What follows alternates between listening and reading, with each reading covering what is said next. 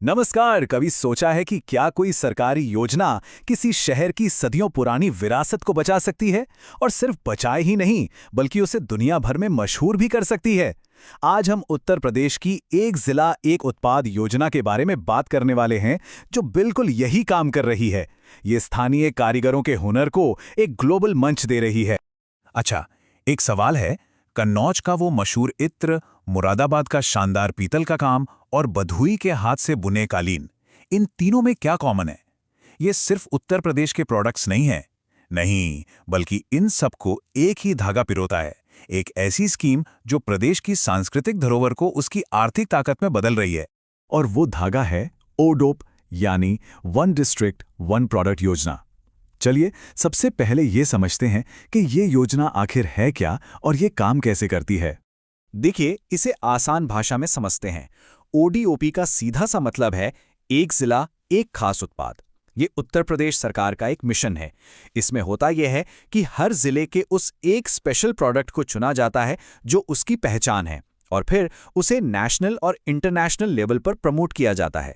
तो मकसद सिर्फ उस कला को बचाना नहीं है, बल्कि उसे एक बहुत बड़ा बाजार देना भी है। इस कमाल की योजना को साल 2018 में लॉन्च किया गया था। इसका मेन टारगेट उन लाखों स्थानीय कारीगरों, बुनकरों और किसानों को एक ऑर्गेनाइज्ड प्लेटफॉर्म देना था, जिनका हुनर अक्सर आप जानते हैं अपने ही जिले तक सिमट कर रह जाता था। अब इतनी बड़ी योजना को जमीन पर उतारने का काम कौन कर रहा है? तो ये जिम्मेदारी दो अहम विभाग मिलकर संभालते हैं। एक है एमएसएमई विभाग, जो छोटे और मझोले उद्योगों को सपोर्ट करता है, और दूसरा है निर्यात प्रोत्साहन विभाग, जिसका काम है इन प्रोडक्ट्स को देश और दुनिया के बाजारों तक पहुंचाना। चलिए अब एक छोटा सा टूर करते हैं उत्तर प्रदेश की गलियों का, और देखते हैं कि कैसे हर शहर अपने अनोखे हुनर के जरिए अपनी एक अलग कहानी कह रहा है। यहां देखिए, हर शहर की अपनी एक अलग ही धुन है। मुरादाबाद, जिसे हम सब पीतल नगरी कहते हैं, जहां के बर्तनों की खनक पूरी दुनिया में सुनाई देती है। फिर आता है कन्नौज, जो सदियों से भारत को अपनी इत्र की खुशबू से महका रहा है। और आगरा के संगमरमर के जादू को कौन नहीं जानता। या फिर अलीगढ़ के ताले, जो भरोसे का दूसरा नाम बन चुके हैं। चाहे फिरोजाबाद की कांच की चूड़ियां हों या सहारनपुर की लकड़ी पर की गई वो बारीक नक्काशी, हर शहर एक पूरी विरासत को संजोए हुए है। और सबसे कमाल की बात क्या है बताए? ये योजना सिर्फ पारंपरिक कला तक ही सीमित नहीं है। जैसे मिसाल के तौर पे गोरखपुर को लीजिए, उसे उसकी खास गीता प्रेस की धार्मिक पुस्तकों के लिए चुना गया है। ये दिखाता है कि ओडीओपी सिर्फ कारीगरी नहीं, बल्कि उस इलाके की सांस्कृतिक और बौद्धिक विरासत को भी एक नई पहचान दे रहा है। अच्छा, हाथ के हुनर से अब थोड़ा आगे बढ़ते हैं और चलते हैं धागों की दुनिया में, जहां उत्तर प्रदेश का कपड़ा उद्योग अपनी एक अलग ही कहानी बुन रहा है। लखनऊ की चिकनकारी की नज़ाकत को देखिए। ऐसा लगता है जैसे सुई धागे से कपड़ों पर कविता लिख दी हो। वाराणसी की बनारसी सिल्क साड़ियां, जो हर दुल्हन का ख्वाब होती हैं। वहीं भदोही और मिर्ज़ापुर के कालीन, जो दुनिया भर के घरों की शान बढ़ाते हैं। और हाँ, कानपुर, जो अपने मजबूत और स्टाइलिश लेदर के सामान के लिए मशहूर है।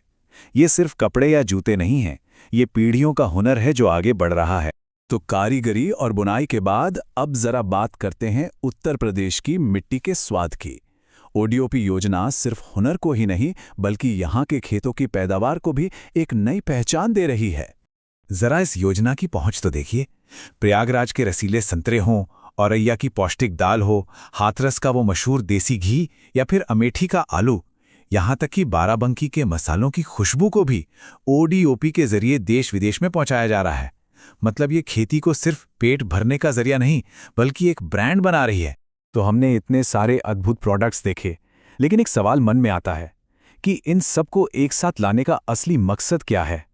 क्या ये योजना सिर्फ चीज़ों को प्रमोट करने के लिए है, या इसके पीछे कोई बड़ा लक्ष्य भी है? और इसका जवाब बहुत ही सीधा और पावरफुल है: लोगों की जिंदगी को बेहतर बनाना। इस योजना का सबसे बड़ा लक्ष्य है लोकल लेवल पर रोजगार पैदा करना।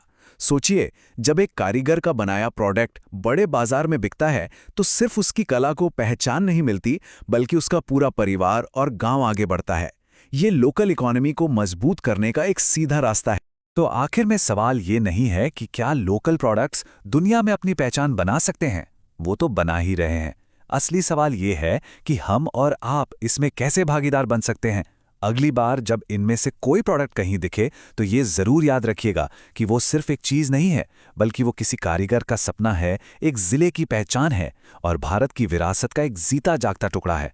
क्या ऐसी पहलें भारत के हर कोने की तकदीर बदल सकती हैं? इस पर सोचिएगा ज़रूर।